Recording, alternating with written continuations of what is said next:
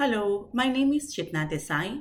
I'm an educationist, parent coach, academic advisor, and a licensed interpreter and translator.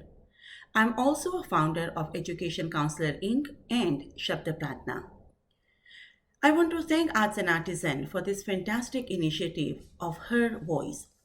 It is truly an opportunity for myself and women of all backgrounds to share their thoughts, their experiences, and their perspective about equity and equality.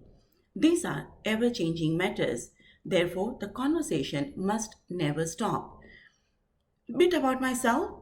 My firm, the Education Counselor Inc., provides guidance and support to the students who are seeking their further education here in Canada. Over the past 4 years, we have had opportunity to work with students from Africa, India, and Europe. I'm also founder of Shabda Pratna, an all-women organization. Literature, music, and art are delivered through conversation, while poetry is delivered through singing and music.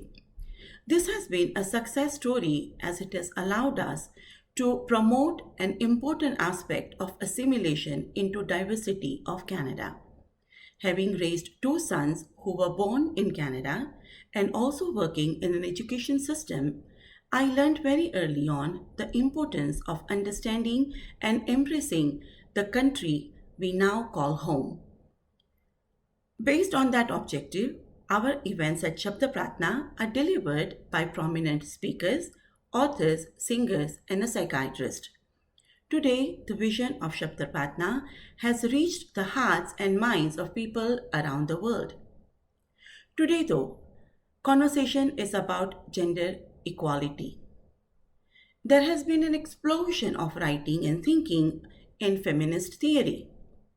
But do all women face same oppression or do all women face same situation and challenges? What about men? What do they think?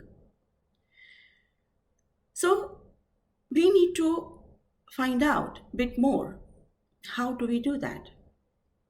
My opinion, I think we need to engage men in this discussion and in this process and thinking.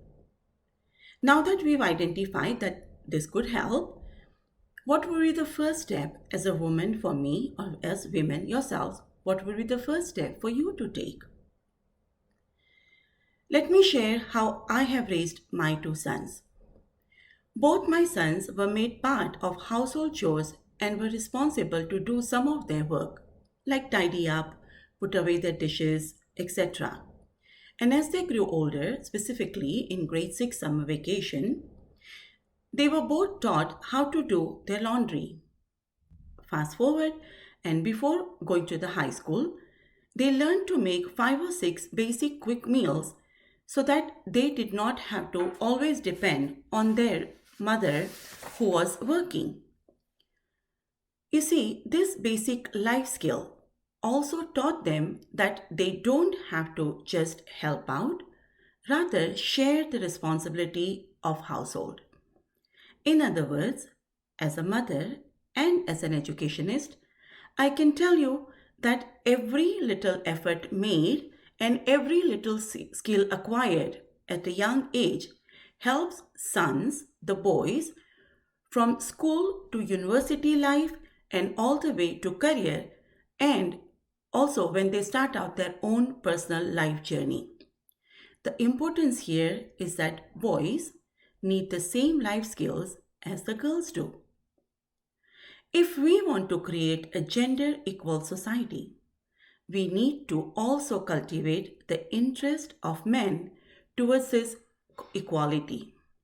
We need to talk to men in the community, whether that be an organization or a company. We need to create a climate of equity and equality within. Further, if we truly intend to eliminate biases and work towards equality in diverse country like Canada, we need to educate and learn more about each other. This will help us eliminate any internalized biases of equality issues, any specific culture or community.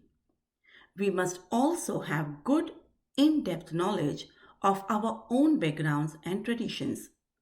We must participate in discussions to embrace all other cultures respectfully. It's the knowledge that gets less challenged than our vague idea and concept of culture. This is also an opportunity to open our minds to learn about our diverse surrounding. No doubt, there is a credibility gap that has been affected in part sexism. We see it, we feel it. A woman's opinion can be considered biased, where a man's opinion can be considered objective. Each one of us, at some point, has heard men talking about his next job or the job that he applied to and did not get. The discussion often is very interesting because they will go on saying, "Oh, a woman got my job." Then they further specify that a Asian woman or an Indian woman or a black woman got his job. This alone has multiple biases.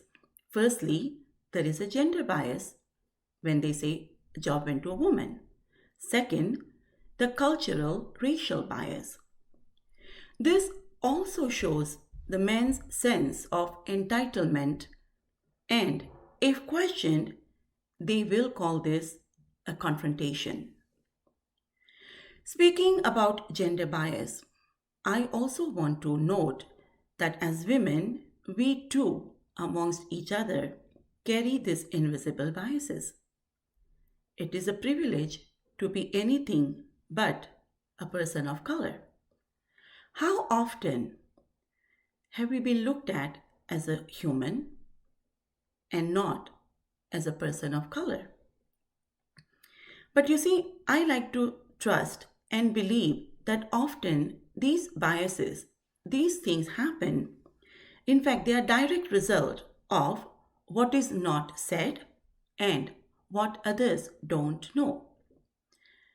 It would be very beneficial if this can be discussed very honestly, very transparently on a social, woman centric platform. I truly believe that equality comes from the biases with which we are raising our young people. Empowerment lies in the hands of women, and I believe that this empowerment is also a privilege. Women are species of intelligence, strength, courage, and wisdom. We can and we must make every effort to neutralize gaps that have been created by the society of men and women both. As women, let's hold hands and support one another. Let us strengthen our society of our fathers, brothers, sons, and our colleagues. Since we coexist as two genders, we also must engage men in our efforts. Personally, as a woman, as an education counselor, and as a mother who has raised successful sons, I'm very confident that if we invest in one another,